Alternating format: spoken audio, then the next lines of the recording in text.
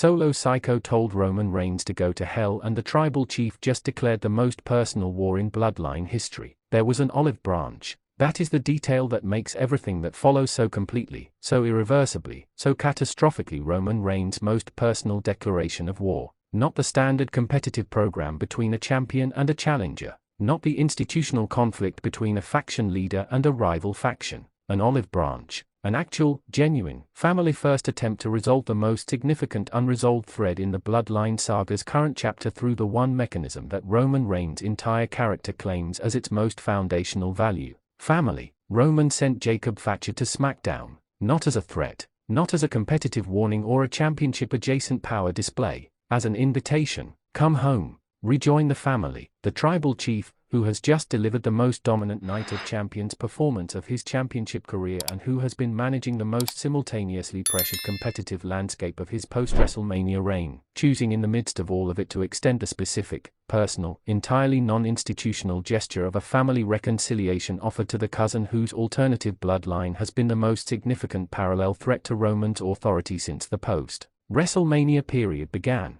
Solo Sikoa looked at Jacob Fletcher, called him a lapdog, and told Roman Reigns to go to hell. The olive branch is in pieces. The family offer has been rejected with the most contemptuous, the most pointed, the most personally targeted language available. And Roman Reigns, who spent days in silence after the rejection, processing what the go to hell means in the specific, human, family-embedded context of a man who built his entire competitive character around the supreme value of family loyalty, has broken that silence with the most chilling declaration of the post-WrestleMania period. He will no longer beg. He will destroy. Welcome to wrestling stands, and the Bloodline civil war just became completely, irrevocably, devastatingly inevitable. Quick favor before we get into it: if you enjoyed this kind of content, please smash that like button and hit subscribe. Over 98% of viewers watch without subscribing. It's totally free for you, but it means the world to us and helps the channel grow. Already subscribed? You are absolutely brilliant, thank you so much. Right then, let's get into it. Let us begin with the olive branch and why Roman sending it matters more than any competitive program development of the current chapter. Because the olive branch is the most vulnerable thing Roman Reigns has done since the career wager at WrestleMania 42. More vulnerable than the Night of Champions defense. More vulnerable than the handle your monster first power play. More vulnerable than any of the competitive or institutional authority assertions that have defined his championship management. The olive branch is the acknowledgement of something Roman does not acknowledge easily, that the Solo Sikoa situation is not purely a competitive threat to be managed through the first family's resources, but a family problem that competitive dominance alone cannot solve. The tribal chief who demands acknowledgement sent his enforcer to SmackDown not to deliver a threat or a competitive warning but to carry the specific, personal, family-coded message of come home. The decision to extend that offer in the midst of managing Seth Rollins' Dark Promise and a Barthélemy SummerSlam declaration and Brock Lesnar's Handle Your Monster First situation and Jacob Fletcher's You're My Dog aftermath and Jey Uso's transformation and Moxley's Forbidden Door video and every other simultaneous pressure of the most contested championship reign of his career communicates something about Roman's hierarchy of concerns that no competitive statement could provide. Family first. Even now, even with everything else on the table, the tribal chief's most foundational value, offered in its most direct and most personal form, through the specific mechanism of a family reconciliation invitation delivered by his most physically imposing faction member, Solo's rejection, and the specific, extraordinary language through which it was delivered. Lapdog, go to hell. Two separate, distinct, individually devastating responses to the olive branch that together constitute the most comprehensive rejection available to the specific offer Roman made. Lapdog. The characterization of Jacob Fletcher, the tribal chief's enforcer, the Samoan werewolf who knelt in a Turin corridor and offered the most genuine individual acknowledgement in the Bloodline saga's history, as a lapdog. The specific, contemptuous diminishment of the person Roman sent as his representative that is simultaneously an attack on Jacob and an attack on Roman's authority through Jacob. Solo calling Jacob Fletcher a lapdog in the context of Roman's reconciliation offer is the most pointed possible response to the You're My Dog dynamic that Roman created in the backstage confrontation. Because Solo is not deploying the lapdog characterization as an original attack on Fletcher's dignity, he is reflecting Roman's own authority language back at the tribal chief through the person Roman deployed as his representative. You call your own family member your dog and then send him as your representative. Solo is communicating, I see what you have made of the people around you, and I am not interested in being added to that collection. Go to hell. The most direct, the most personal, the most completely unambiguous possible response to an olive branch from family. Not I decline, not I have conditions, not the competitive political language of a faction leader managing an interfactional dynamic through institutional channels. Go to hell. The two words that tell Roman everything he needs to know about where Solo Sikoa's assessment of the reconciliation offer and the person making it currently sits. Solo Sikoa's radicalization and why it makes the Civil War the most structurally inevitable competitive development in the Bloodline saga's history. The MFTs Tamar Tonga and Tanga Loa operating within Solo's alternative Bloodline structure represent the specific, consistently articulated competitive philosophy that Solo has been developing in opposition to Roman's table. Not a rival championship pursuit, not the standard competitive ambition of a cousin who wants what Roman has. Something more ideological and more personally rooted. Solo views Roman's bloodline as a prison.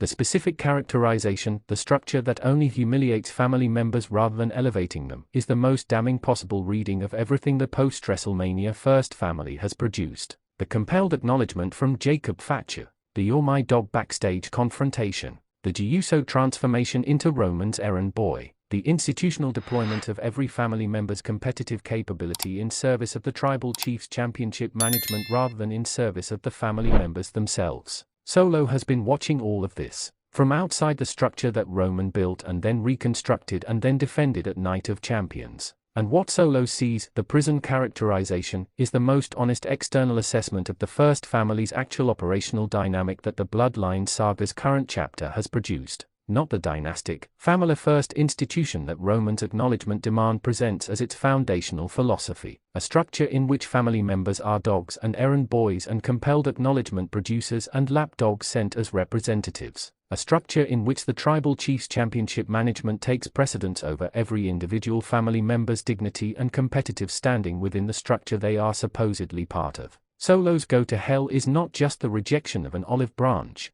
It is the most comprehensive possible declaration that the prison characterization is accurate, that the family Roman is inviting Solo to rejoin is not the family the olive branch's language describes, and that the specific, accumulated evidence of what the First family's structure actually produces for the people within it is sufficient reason to tell the person responsible for that structure to go to hell. Roman silence, the days between Solo's rejection and the backstage declaration that broke it. And what the silence communicates about how Roman processes the most personally devastating response he has received in the Bloodline saga's current chapter. Roman Reigns in silence is Roman Reigns at his most dangerous. We have established this across multiple significant developments of the post-WrestleMania period. The silence is not inactivity, it is the conversion of whatever emotional content a situation has produced, the fury, the hurt, the specific, family-embedded pain of an olive branch rejected with Go to Hell into the most effective and the most devastating possible response. Days of silence,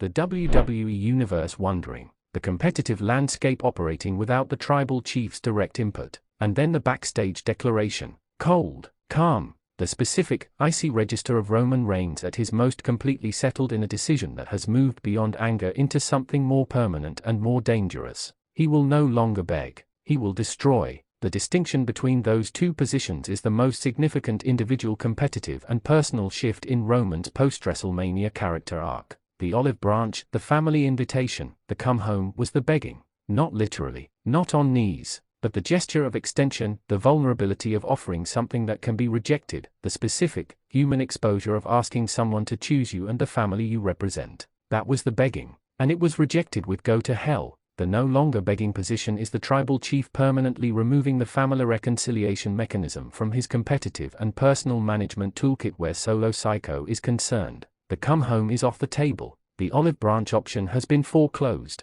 And what replaces it is the most institutionally complete, the most competitively authorized, the most personally motivated declaration of destruction that Roman Reigns has ever directed at a family member. The impending Civil War structure. Because the Bloodline Civil War that Solo's rejection has officially initiated is not the standard competitive program between Roman and an external challenger that the championship management apparatus is designed to accommodate. It is the most comprehensive and the most personally loaded internal conflict the dynasty has produced across the entire Bloodline saga's history. Team Roman, the First family in its post-Night of Champions configuration. The Usos, Jimmy watching his brother J's transformation with increasing concern, G advancing in the King of the Ring with the Instagram dismissal energy that signals the main event's most complicated competitive and personal moment. Jacob Fatu, the enforcer who has been called a dog and a lapdog and who received the most contemptuous individual authority assertion in the first family's history but who has not yet publicly responded to it.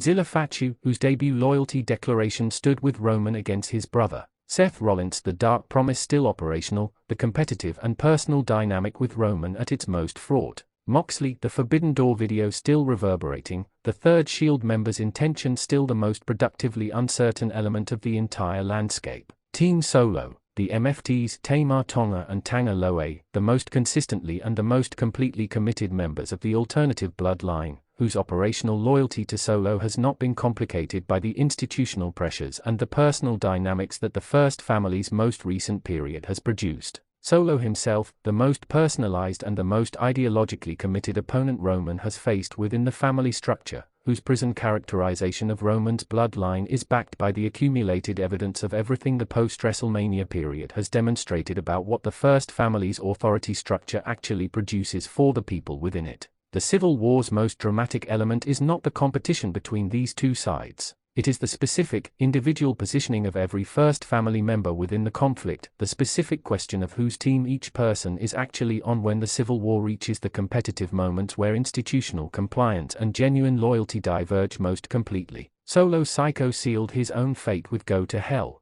the olive branch rejected, the family invitation answered with the most contemptuous available language, and Roman Reigns, who spent days in silence converting the rejection's emotional content into the coldest and the most devastating possible declaration, has communicated what comes next with the specific, settled certainty of a man who has made his most consequential individual decision. No more begging, no more family invitations, no more olive branches, no more come home, just destruction, directed at the cousin who looked at the tribal chief's most genuine family gesture and told him to go to hell. The bloodline civil war is here. Not the gradual, manageable, program-by-program conflict that the post-WrestleMania period's various internal tensions have produced. The all-out, no negotiations, no reconciliation available war between the tribal chief who will destroy and the cousin who told him to go to hell and who has been building the alternative structure and the prison freedom ideology that makes the Civil War's outcome the most significant individual result in the Bloodline saga's entire extraordinary history. Solo sealed his fate. Roman declared war. And the most personal and the most consequential conflict the Bloodline saga has ever produced has officially, irrevocably, with Go to Hell as its declaration of commencement, begun. Thank you so much for watching. We will see you in the next one.